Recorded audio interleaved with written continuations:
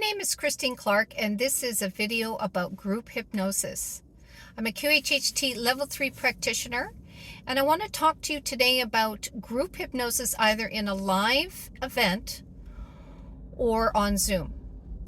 One of the things that can happen in group hypnosis is a sort of a group mind experience where more than one person will have the same experience. Of course, they'll perceive it uniquely in their own way, but the general theme or the scene and even what's going on will be exactly the same, and that's always fun and fascinating, and we get into talks about that as well.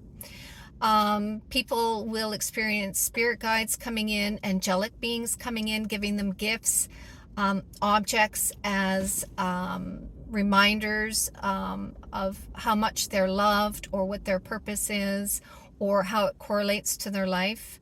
Those are always beautiful experiences. Some people will have it'll just seem so random. It's just like to actually put it all together it's discombobulated and funny and just really ridiculous kinds of things to be looking at, images and things going on. But if you how to use that after the session would be to trust it. And in the way you can trust it is to find out what the metaphors and the symbolisms are around those, visions. And very often, I've done many sessions, and very often when this happens a lot, it's actually a spirit guide coming in, and they present themselves, they show themselves in this way to get your attention, because it's a lot harder to get that kind of thing out of your mind and let it recede into the background. So it just sort of sticks in your mind pretty effectively.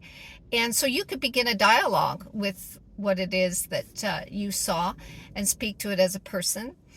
Non-physical, obviously, and get more information post-session that way. And don't rush it, don't force it. Let it come in gradually. You don't want to rush home and necessarily Google all the information, although we do that when we see numbers and things like that, and there's nothing wrong with that.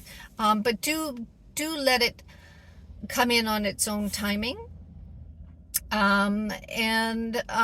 Encourage it and tease it out. Something else that can happen is the ego can get involved. It can shut down the experience by thinking that it's not real, you're not making it up.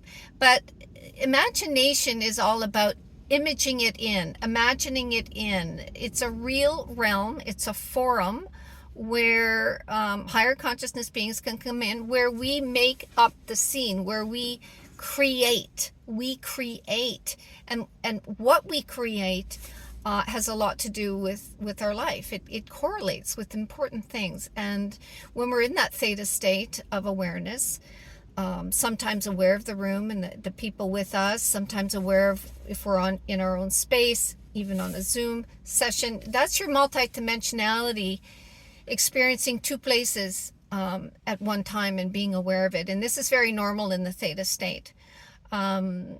So what you want to also do is not let the ego take over and shut down images, or think just because you're not seeing anything that it's not working. It's always afraid that it's not going to work, but you might be feeling something and applying mental telepathy to continue the creation and support what is coming in. So we don't want to discount or negate the experience in any way.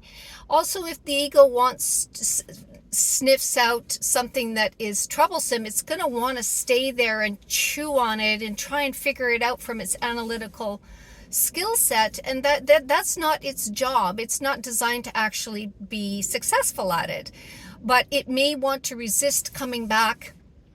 The practitioner may be guiding you back out of the scene safely, and it may want to take over and stay there. So you want to be able to recognize if that's happening, and don't give in to the ego. Follow the safe instructions.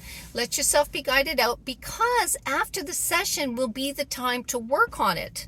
It won't be happening in the scene. And if it does happen in the scene, it's because it's meant to, and it'll be done in the time space that's given. But as long as it hasn't, it means it's not supposed to. It's supposed to be worked on afterwards, after the session. So I hope that some of these little tips and tricks have been helpful for you, and I will probably make more videos on group hypnosis. I find them fascinating, and I'll see you in the next video where I talk about QHHT and the one-on-one experience. Thanks for listening.